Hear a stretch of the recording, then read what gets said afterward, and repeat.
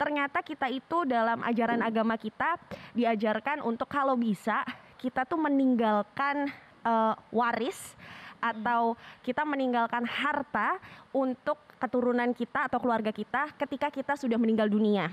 Tapi kita nggak bisa dihargai berapa nilainya kita kan. Ya, oleh karena itu kita boleh punya banyak asuransi, bahkan bagus. Soalnya aku kira dulu pun asuransi syariah atau semua yang ada embel-embelnya syariah untuk muslim aja. Betul Kak, Iva juga mikirnya kayak gitu. Karena kan syariah. Selamat datang di Duit, podcast yang membahas seputar pengelolaan keuangan. Dalam setiap episode, saya akan berbincang dengan bintang tamu yang menarik dan juga para expert yang akan menjawab segala permasalahan finansial. Bersama saya Rizkita, inilah Duit.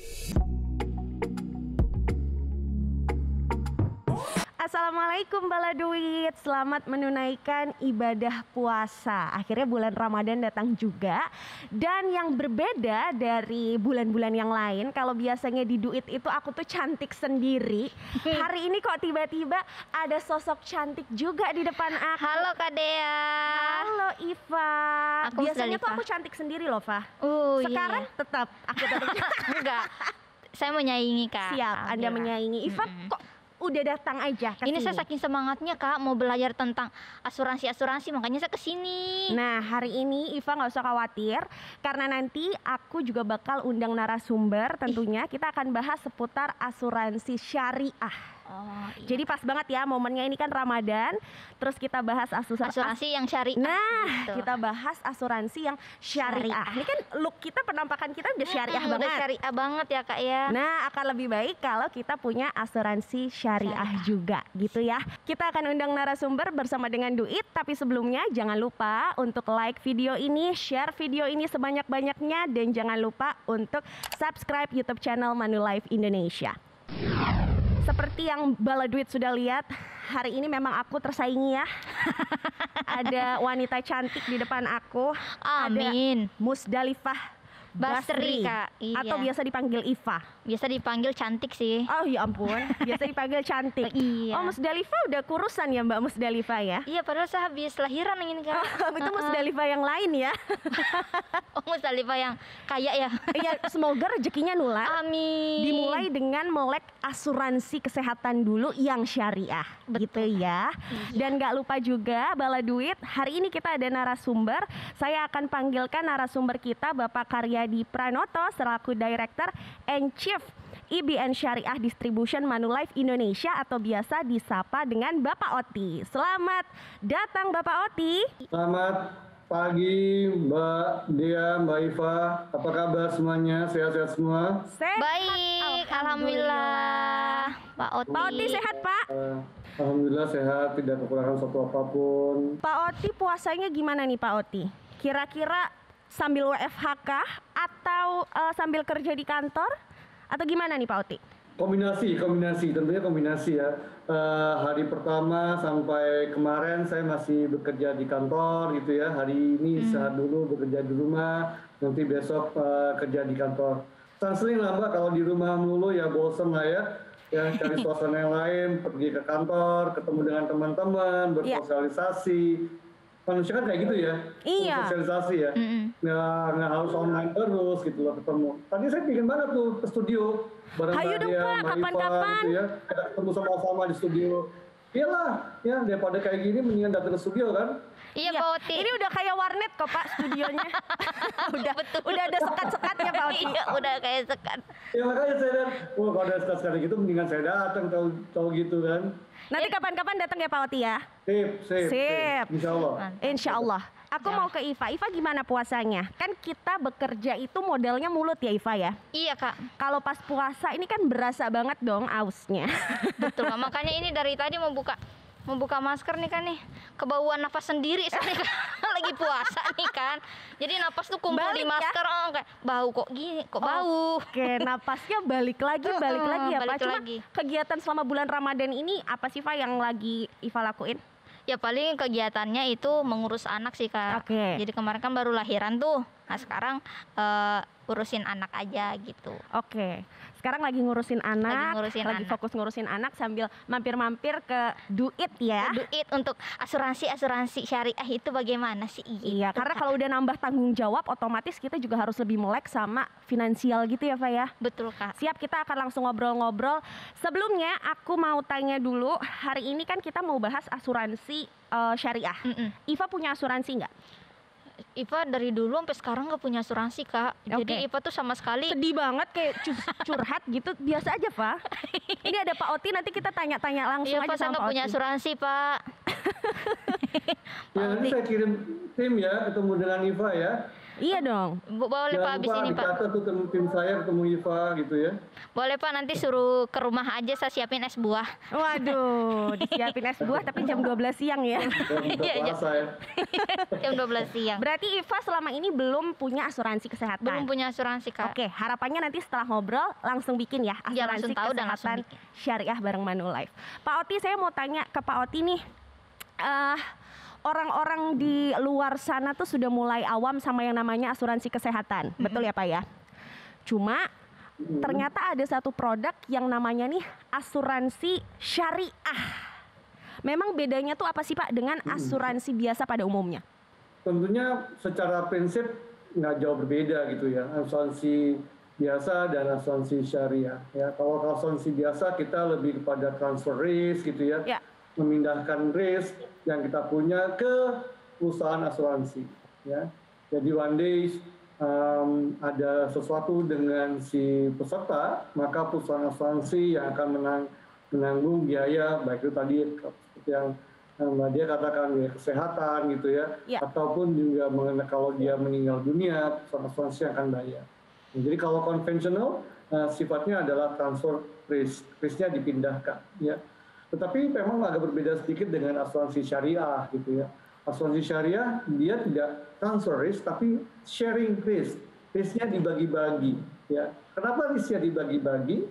Ya, karena di asuransi syariah kita mengenal bahwa tidak semua kontribusi atau premi yang dibayarkan itu menjadi hak kepemilikan si perusahaan pengelola asuransi tadi. Ya. Dibagi tiga, ada kontribusi yang dibayarkan untuk dana perusahaan, ada yang namanya dana tabaru gitu ya, Ya. ada yang namanya dana peserta. Nah, dana tabaru ini yang mengelola risknya tadi.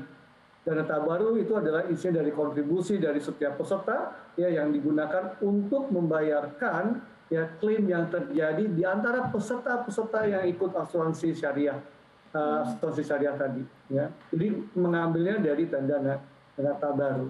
Nah, ini yang membedakan antara asuransi konvensional dengan asuransi syariah. Ya. Nah, selain itu pun di asuransi syariah ada satu value propositions yang berbeda dengan asuransi konvensional, yaitu adalah surplus underwriting. Ya, apa sih surplus underwriting itu ya? Jadi pada saat katakanlah jumlah klaimnya kecil dibanding jumlah dana tabaru yang ada, ya dana tabaru itu adalah dana yang digunakan untuk berbagi risiko itu lebih besar, maka ada pembagian keuntungan yang akan dibayarkan ke setiap peserta. Nah, konsepnya kurang lebih kayak gitu, Mbak Dea. Oke, berarti tadi ada kata kunci tuh kayak dibagi-bagi ya Pak Oti ya? Sharing risknya dibagi-bagi gitu. Dari intronya Pak Oti aja tuh kayak menggiurkan ya. Tapi saya Kok menarik? Tapi saya agak bingung kayak ujian matematika.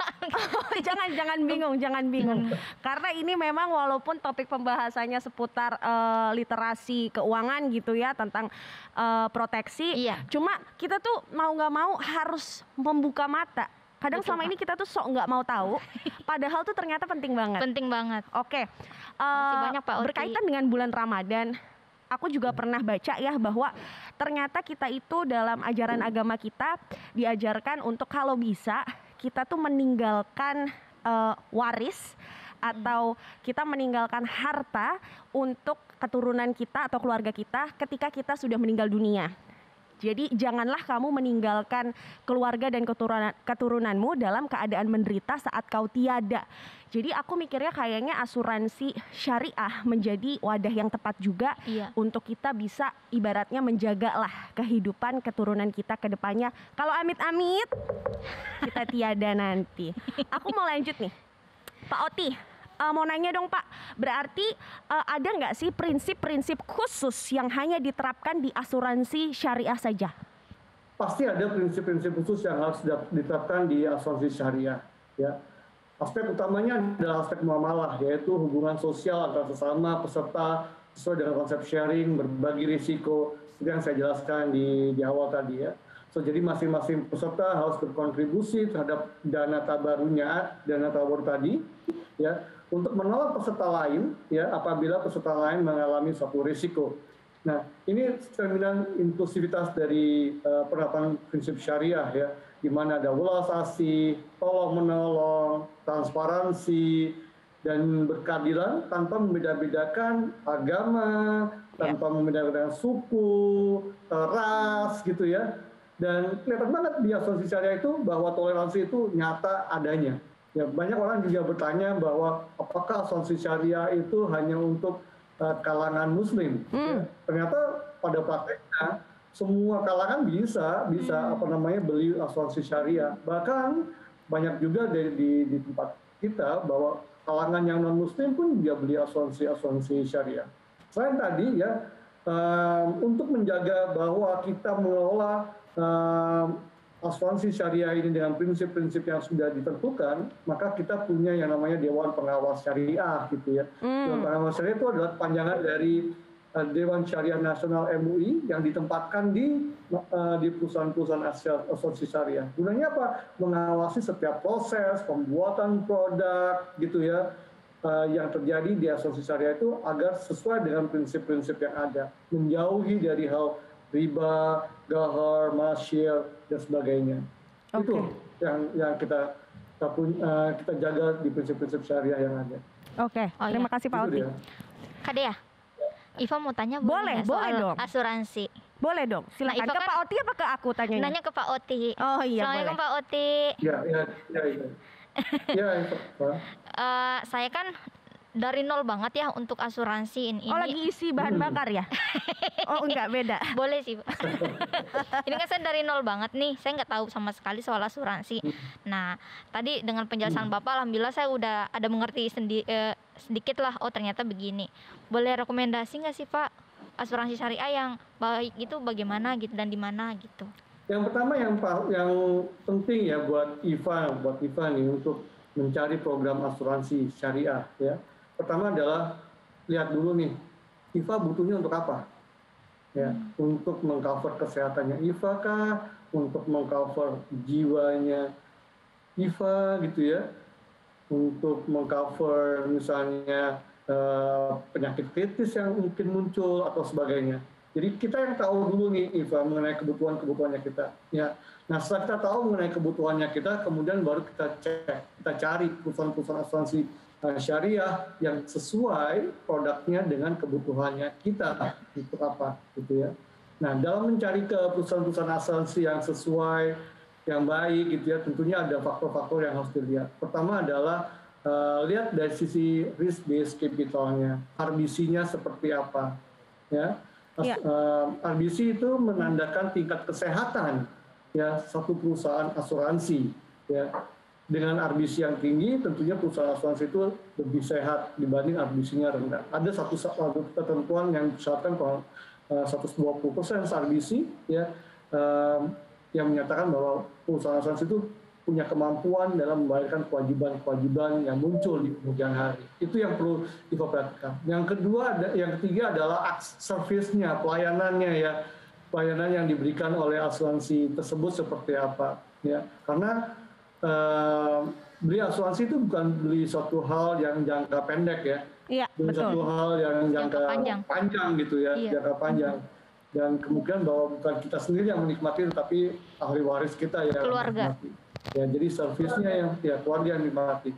Servisnya seperti apa yang ditawarkan, ya, komitmennya seperti apa yang ditawarkan oleh perusahaan asuransi jiwa tersebut, ya, itu juga harus menjadi faktor penentu dalam Iva menentukan perusahaan asuransi syariah yang dapat meng-cover kebutuhannya Iva tadi. Kurang lebih itu ya, Pak. Makasih Pak Oti. Berarti harus disesuaikan dulu nih, Iva, dengan sama kebutuhan Iva ya. Iva. maunya apa nih? Betul. Gitu ya Pak Oti ya, Yes. asuransi kesehatan Betul. aja kah? Apa asuransi jiwa juga? Atau Ya. asuransi penyakit kritis? Yes. Ada Begitu. asuransi untuk pendidikan nggak Ya. sih? Coba tuh Pak Oti, Iva bertanya lagi nih Pak Oti. Ada. Oh ada. Ada Iva. Nah, kebetulan juga Iva kan baru melahirkan ya. Nah, Iya. Harus di-plan tuh, Iva. Nanti pada saat anak masuk SD mau dapatnya berapa, SMP berapa, SMA berapa, ada dana asuransi pendidikan ada dalam perusahaan asuransi Nah, itu ya. karena Nah, kan itu bisa di-plan. harga makin naik ya Pak.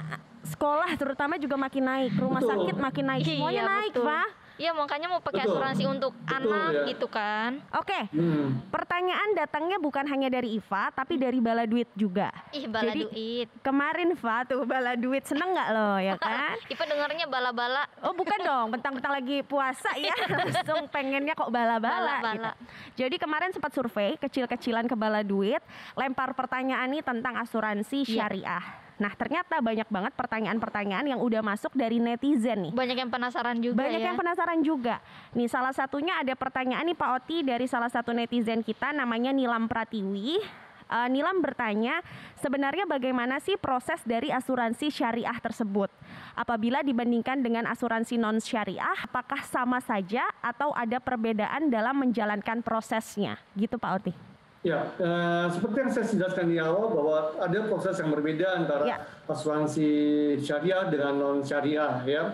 Nah, tapi kalau kita bicara proses pembeliannya, ya pembeliannya tentunya belinya sama-sama beli ya. Tapi dalam proses pembelian itu ada kalau asuransi non syariah atau yang konvensional ya sudah kita beli bayar kontribusi, bayar premi, nanti Iya. preminya masuk ke dalam perusahaan asuransi jiwanya gitu ya. Asuransi jiwanya ada sebagian mungkin yang akan ditempatkan dalam unit link kalau dia pilih produk unit link gitu ya. Tapi memang preminya menjadi pemilikan dari asuransi jiwa. Nah, dalam proses pembelian asuransi syariah ya yang membedakan adalah ada akad-akadnya nih. Ya, ada akad-akad yang harus dilakukan antara peserta dengan perusahaan asuransi syariah tersebut gitu ya. Nah, setelah akad itu ditandatangani, barulah nanti peserta akan membayarkan semacam kontribusi. Kalau di konvensional kita kenalnya dengan premi, kalau di sini namanya kontribusi. Nah, kontribusi ini tadi yang seperti yang saya sampaikan dibagi menjadi 3, akan dibagi oleh si perusahaan asuransi syariah tadi. Ya, ada kontribusi yang dibayarkan ke dana perusahaan, ada yang dibayarkan ke dana tabarus sebagai sharing risk. Semua peserta dari asuransi syariah ada yang dibayarkan ke dana peserta sesuai dengan tipikal produk yang dibeli seperti apa ya. Nah itu yang membedakan antara konvensional dan syariah. Syariah. Kurang lebih seperti itu, Mbak. Oke, berarti kalau syariah sebenarnya dalam proses pembeliannya sih sama-sama beli ya. Sama-sama beli. Cuma dalam proses pembagiannya, istilah-istilahnya itu yang berbeda sama asuransi non syariah. Gimana? Iva mau tanya atau Betul. ada pertanyaan lagi nggak? Atau aku tanya Iva atau gimana? Nah, untuk ini pertanyaan mendasar banget sih Kak sebenarnya. Untuk urusin asuransi itu untuk umuran berapa aja gitu yang bisa untuk mengurus asuransi? Kan saya Oke. masih muda sekali, saya masih umur Iva 20 masih muda tahun. banget? Iya masih muda. Berapa Saya Iva usianya? baru lahir tadi subuh saya. Oh gitu ya. Masih Jadi, muda. Oke. Apakah saya bisa gitu? Oke. Atau harus diwakilkan sama orang tua atau bagaimana begitu? Atau kalau mau anaknya diasuransiin itu gimana Iya gitu ya? bagaimana? Iya. Nah Pak Oti, ini Iva bertanya nih, kira-kira karena Iva nih kan dari nol banget katanya Iva, makanya Iva bertanya hal yang basic, tapi aku yakin juga banyak bala duit yang menanyakan hal yang sama. Kalau bikin asuransi syariah itu sebenarnya ada nggak sih umur atau syarat-syarat? Kira-kira umur yang tepat tuh berapa gitu katanya Pak Oti? Oke, kan ada yang namanya penanggung, ada yang namanya tertanggung gitu ya. Yes. Kalau tertanggung itu bisa mulai dari umur berapapun ya.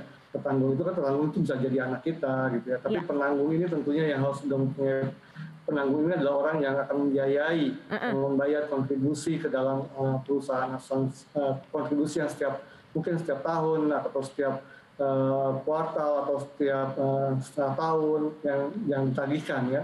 Nah, penanggung tentunya harus punya ya, yang penanggung ternyata sudah dewasa dan punya income, pendapatan tetap gitu ya, yang bisa menjadi penanggung untuk petanggungnya tadi. Nah saya pikir kalau Iva sudah nikah, Bisa gitu ya, lah. sudah punya pendapatan Bisa lah sendiri, ya. ya udah bisa lah menjadi peserta asuransi gitu ya. Tinggal datang ke perusahaan asuransi jiwa ya atau asuransi syariah, ya bicara mereka bahwa saya butuh produk yang seperti A, B, C, D untuk kebutuhan saya, nanti mereka akan sajikan, ya Iva tinggal isi formulir, tanda tangan formulir, bayar, selesai urusan. Iya. Ya tercover. Ke cover deh, jadi bukan anakmu yang disuruh diwawancarain gitu ya sama Saya juga agen nggak ya, punya, jangan, nggak Nadia. ngerti owe-owe pakai bahasa bayi nanti, ya kan? Betul. Iya. Bisa Ya. Iva sendiri menjadi penanggung Peserta, jawab kali ya iya. tadi dari anak yang mau Iya. dibayarkan asuransinya. Jadi udah bisa, Fa. Oke, nah ini pertanyaan lagi Kak. Apa? Pertanyaan mendasar lagi nih. Untuk satu orang itu apakah bisa punya 2 asuransi, misalnya asuransi pendidikan sama asuransi kesehatan gitu? Karena rencana orang tua juga tidak punya asuransi gitu. Oke, saya jadi ingin Iva pengennya anak iya, orang tua juga iya gitu ya. gitu. Nah, gimana Dapat tuh Pak gitu. Oti? Tentunya boleh banget Boleh. Iva. Kenapa demikian? Manusia tuh tidak ada value-nya kan. Manusia betul. nggak ada nilainya. Nggak ada nilainya bukan berkonotasi negatif gitu ya. Tapi kita nggak bisa dihargai berapa nilainya kita kan. Ya, oleh karena itu kita boleh punya banyak asuransi, bahkan bagus. Ya, tolong mungkin Iva yang masih muda juga mulai membuat rencana mengenai katakanlah untuk anak masuk SD, ya, itu bisa diasuransikan kan, ya. Lalu untuk kesehatan itu juga bisa diasuransikan kan, ya. Lalu untuk mungkin asuransi jiwa yang akan diberikan sebagai legasi kepada anak gitu ya, itu juga bisa diasuransikan kan ya. Jadi tidak ada batasan, orang boleh punya 1, boleh punya 2, boleh punya 3, bahkan boleh punya lebih dari 10 asuransi jiwa. Asalkan ini ya Pak Oti, asalkan dibayar terus kontribusinya biar polisnya aktif ya. Betul. Punya banyak pasti tapi nggak harusnya dibayar terus gimana? ya. Iya, yang berat adalah punya banyak tapi nggak dibayar kan ya. Iya. Itu yang susah. Ya. Pas mau diklaim Ya. taunya polisnya nggak aktif ya. Buat apa dong ya kan Pak Oti ya? Nah itu dia tuh, kan udah lab semua kan jadi nggak bagus ya. Gitu. Oke, seru banget Bala Duit ngebahas tentang asuransi syariah. Dan sebenarnya nih ada pertanyaan yang tadi sudah sempat dijawab sama Pak Oti. Ada pertanyaan dari Nufita Waliyah yang bilang bahwa apakah asuransi syariah itu hanya untuk orang muslim saja. Tadi Pak Oti sudah menjelaskan sudah kalau dijawab. ternyata bukan hanya untuk orang muslim saja, orang tapi muslim aja, cuma semua semua kalangan bisa. juga bisa. Soalnya aku kira dulu pun asuransi syariah atau semua yang ada embel-embelnya syariah untuk muslim aja. Betul Kak Iva juga mikirnya kayak gitu, karena kan syariah gitu ya. Apa harus baca syahadat dulu atau juga mikir gitu? Oh enggak ternyata ya. Ternyata bisa juga bergabung Semua lewat kalangan. asuransi syariah. Masya Allah, seru banget ngebahas tentang asuransi syariah. Seru banget Kak. Kita akan terus lanjut di video berikutnya. Kita akan bahas tentang pertanyaan-pertanyaan yang dari netizen dan juga masih ada informasi penting seputar asuransi syariah. Tapi sebelumnya jangan lupa untuk like, lalu share, subscribe YouTube channel Manulife Indonesia. Dan kalau mau tahu informasi lebih lanjut bisa kunjungi websitenya Manulife Indonesia. Lanjut ke video berikutnya. Pak Oti, ini saya mau tanya, sekedar jaga-jaga gitu. Asuransi syariah itu atau semua asuransi itu mengandung riba nggak sih Pak?